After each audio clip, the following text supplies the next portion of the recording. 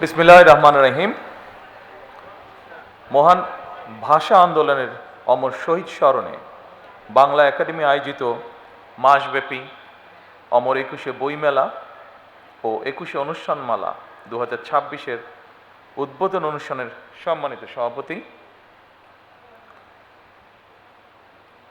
বিশেষ অতিথি, উপস্থিত মন্ত্রী পরিষদের সদস্যবৃন্দ, উপদেষ্টা পরিষদের সদস্য, সংসদ সদস্যবৃন্দ, লেখক, কবি, সাহিত্যিক, সাংবাদিক, বুদ্ধিজীবী, সংস্কৃতি কর্মী, সুশীল সমাজের সম্মানিত প্রতিনিধিবৃন্দ এবং বাংলা একাডেমি ফেলো সদস্য, জীবন সদস্য ও অভ্যাগত সুধী, আসসালামু আলাইকুম। বাংলা একাডেমির আয়োজনে ১৯৭৮ সাল থেকে চালু হওয়া অমর ২১শে বইমেলা এখন জাতীয় মেধা মননের প্রতীকে পরিণত হয়েছে।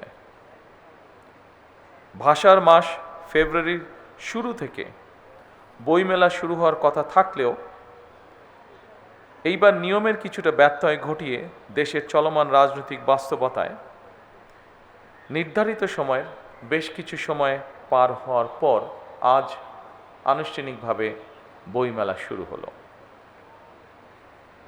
বিশ্বের অনেক দেশেই বইমেলার আয়োজন হয়, তবে আমাদের বইমেলা অন্য দেশের বইমেলার মতো নয়। আমাদের বইমেলা আমাদের ভাষার অধিকার আদায় এবং বাংলাকে রাষ্ট্রভাষা হিসাবে প্রতিষ্ঠার স্মারক হিসাবে চিহ্নিত।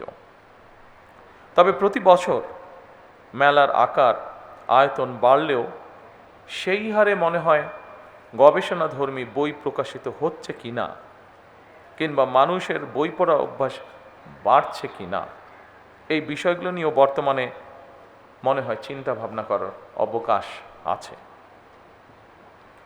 বই পড়ার গুরুত্ব সম্পর্কে নতুন কিছু করে বোধহয় বলার নেই। জার্মান দার্শনিক মার্কুস সিরেরের একটি উক্তি এখানে আমি খুব প্রাসঙ্গিক মনে করি। তিনি বলেছিলেন, খুব সম্ভবত আরেকজন বক্তা মনে হয় একই কথা বলেছেন ওনার বক্তব্যে। মার্কুইন্স বলেছিলেন, বই ছাড়া ঘর আত্মা ছাড়া দেহের মতন। বিজ্ঞানী এবং গবেষকরা বলছেন, বই শুধুমাত্র বিদ্যা শিক্ষা কিংবা অবসরের সঙ্গী নয়, বরং বই পড়া মস্তিষ্কের জন্য এক ধরনের ব্যায়াম।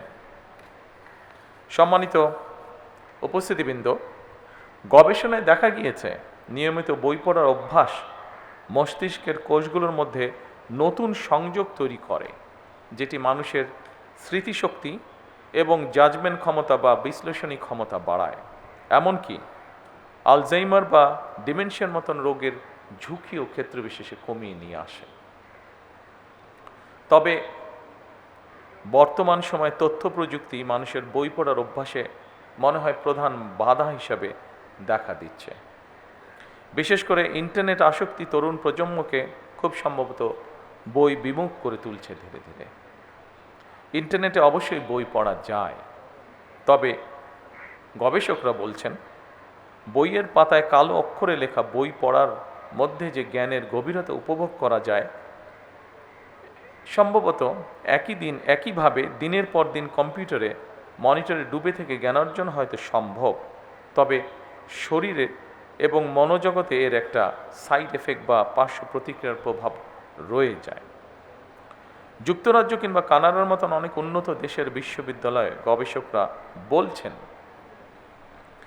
ইন্টারনেট ব্যবহারের আসক্তি পড়াশোনার প্রতি শিক্ষার্থীদের আগ্রহ হারিয়ে ফেলার তীব্র ঝুঁকি তৈরি হয়েছে। সময়ের প্রেক্ষিতে জনজীবনে ইন্টারনেট হয়তো অনিবার্য অনুষঙ্গ হয়ে উঠলেও এর নেতিবাচক দিকগুলো সম্পর্কে আমাদেরকে অবশ্যই সচেতন হতে হবে। এর সম্পর্কে সচেতনতা বাড়ানো প্রয়োজন বোধহয়। বিশেষ করে বইয়ের প্রতি তরুণ প্রজন্মের আগ্রহ বাড়ানোর উপায় আমাদেরকে বের করতে হবে। সম্মানিত সুধীবৃন্দ, বিশ্বের ১০২টি দেশের নাগরিকদের পাঠ অভ্যাস নিয়ে গত একটি জরিপ প্রকাশিত হয়েছিল। অস্ট্রেলিয়া ভিত্তিক সিইও ওয়ার্ল্ড ম্যাগাজিন জরিপের ফলাফল বলছে, যুক্তরাষ্ট্রের নাগরিকরা বই পড়ার শীর্ষে রয়েছেন। সর্বনিম্ন তালিকায় রয়েছেন, ভয় পাবার কিছু নেই, এটি বাংলাদেশ নয়, সর্বনিম্ন তালিকায় রয়েছে আফগানিস্তান। তবে বই প্রেমীদের এই তালিকায় আনফর্চুনেটলি 102টি দেশের মধ্যে বাংলাদেশের অবস্থান 97তম। উদ্বেগের বিষয়, ভয় পাবার বিষয় নয়। বাংলাদেশের একজন মানুষ গড়ে বছরে 3টির মতন বই পড়েন, আর বই পড়ার পেছনে ব্যয় করেন বছরে গড়ে 62 ঘন্টা। সুতরাং অমর একুশে বইমেলা শুধুমাত্র একটি নিছক উৎসবই বোধহয় মনে করা ঠিক হবে না, বরং এই মেলা আমাদেরকে আরও কীভাবে বই প্রেমী করে তুলতে পারে সেটি নিয়েও বোধহয় আমাদের কাজ করার অবকাশ রয়েছে। নিয়মিত বই পড়া আগ্রহী করে তুলবে আজকের এই বই মেলায় দাঁড়িয়ে, এটি আমরা সকলে প্রত্যাশা করতে পারি।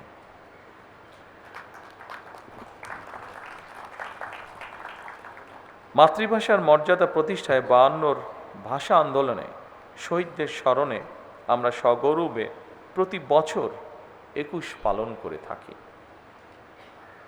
দিবসটি এখন শুধু আর বাংলাদেশের নয়, অমর একুশে এখন আন্তর্জাতিক মাতৃভাষা দিবস হিসাবে সারা বিশ্বেই পালিত হচ্ছে। 52 ভাষা আন্দোলনে শহীদদের আকাঙ্ক্ষাকে ধারণ করে আজকের এই স্থানটি, অর্থাৎ এই বাংলা একাডেমি। বাংলা একাডেমির সৃজনশীল কার্যক্রমের অন্যতম একটি গুরুত্বপূর্ণ কাজ অমর একুশে বইমেলা। তবে সময়ের পরিপ্রেক্ষিতে আগামী বছরগুলোতে অমর একুশে বইমেলা অমর একুশে আন্তর্জাতিক বইমেলা হিসেবে আয়োজন করার সুযোগ রয়েছে কিনা সেটি আমি আপনাদের সকলকে ভেবে দেখার অনুরোধ জানাবো। অমর একুশে আন্তর্জাতিক বইমেলা অনুষ্ঠিত হলে বিশ্ব সাহিত্যের সঙ্গে পরিচিত হওয়ার পাশাপাশি বহু ভাষা এবং সংস্কৃতি শেখা, জানা এবং বোঝার দিকে আমাদের নাগরিকদের আগ্রহী করে তুলতে ইতিবাচক ভূমিকা রাখবে বলে একজন রাজনৈতিক কর্মী হিসাবে আমি এটি বিশ্বাস করি বা মনে করি। সম্মানিত উপস্থিতিবৃন্দ, বর্তমান গ্লোবাল ভিলেজে এই সময় মাতৃভাষা ছাড়াও আরও একাধিক ভাষার সঙ্গে পরিচিত হওয়া অত্যন্ত জরুরি।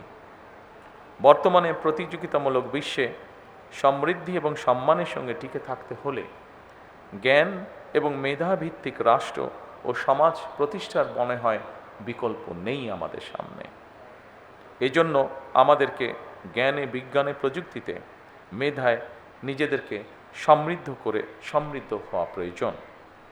একই সঙ্গে বাংলা ভাষাকে জাতিসংঘের অফিসিয়াল ভাষা হিসেবে স্বীকৃত আদায়ের জন্য আমাদের মনে হয় কাজ শুরু করা প্রয়োজন।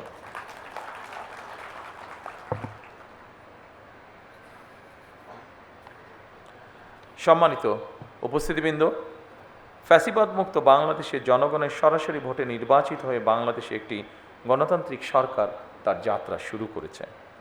জনগণের প্রতি জবাবদিহিমূলক এ সরকার দেশটাকে জ্ঞানের আলোয় আলোকিত করতে চায়। অমর একুশে বইমেলা কেবল বই বেচাকেনার মেলা নয়, বরং এই মেলা হয়ে উঠুক শিক্ষা এবং সংস্কৃতি বিকাশের সূতিকাগার। অমর একুশে বইমেলা কেন্দ্র করে বাংলা একাডেমি মাসব্যাপী আলোচনা অনুষ্ঠান, সাংস্কৃতিক পরিবেশনা এবং বিশেষ করে শিশু কিশোরদের চিত্রাঙ্কন, সঙ্গীত ও আবৃত্তি প্রতিযোগিতা যে আয়োজন করে, এইসব উদ্যোগ নতুন প্রজন্মের সামনে তাদের সুপ্ত প্রতিভা বিকাশের সুযোগ তৈরি করে দেয়। এভাবেই বইমেলা হয়ে উঠুক আমাদের সকলের মিলন মেলা, প্রাণের মেলা। বইমেলা শুধু একটি নির্দিষ্ট মাসে বাংলা একাডেমি প্রাঙ্গণ ও সোহরাওয়ার্দী উদ্যানে সীমাবদ্ধ না রেখে বরং সারা বছর দেশের সব বিভাগ, জেলা ও উপজেলায় আয়োজিত করা যেতে পারে। এ ব্যাপারে বই প্রকাশকগণ উদ্যোগী হয়ে ভূমিকা রাখতে পারেন বলে আমি মনে করি এবং সরকারের পক্ষ থেকে যদি সহযোগিতার কোনো অবকাশ থাকে, অবশ্যই বর্তমান সরকার সেখানে এগিয়ে আসবে।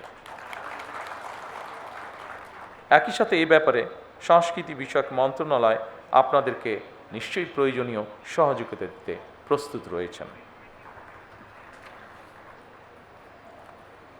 প্রিয় সুধীবৃন্দ, জাতির মননের প্রতীক বাংলা একাডেমি আমাদের তরুণদের মেধা ও মনন বিকাশের জন্য বিভিন্ন পদক্ষেপ হাতে নিয়েছে। এর মধ্যে বিভিন্ন মেয়াদী গবেষণা বৃত্তি, তরুণ লেখক প্রশিক্ষণ কর্মসূচি এবং আন্তর্জাতিক সেমিনার আয়োজন।